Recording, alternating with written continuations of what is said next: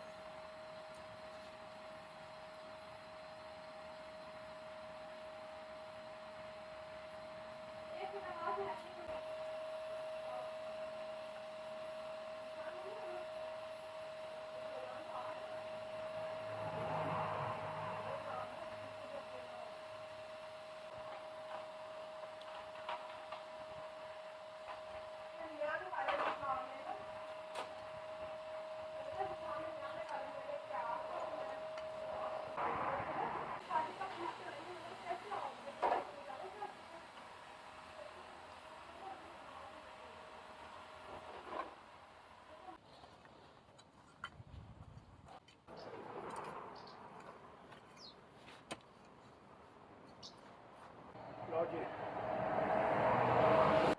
एक तो गर्मी भी बड़ी है, फिर हम पिछले टाइम करांगे, थोड़ा मौका मिल जाएगा बच्चे पुरानियां जड़ां कड्ढण दा। मिलने आ फिर किसी और वीडियो च। अज इन्ना ही गार्डन च वर्क किया है कि मैं क्यों ना अपने दोस्तों नाल शेयर किया जाए। तो NAQTV4 सबसक्राइब करो, लाइक भी करो, शेयर भी करो, कमेंट्स भी लिखो, तो बेल आइकॉन ਨੂੰ ਦਬਾਓ ਤਾਂ ਕਿ ਸਾਡੀਆਂ ਵੱਧ ਤੋਂ ਵੱਧ ਵੀਡੀਓ ਤੁਹਾਡੇ ਤੱਕ ਪਹੁੰਚਦੀ ਰਹੇ। ਇਹਦਾ ਨਾਲ ਹੀ ਸੌਣ ਲੱਗ ਪਸੀਨਾ ਵੇਖ ਲੋ ਨਿਕਲਦਾ ਪਿਆ।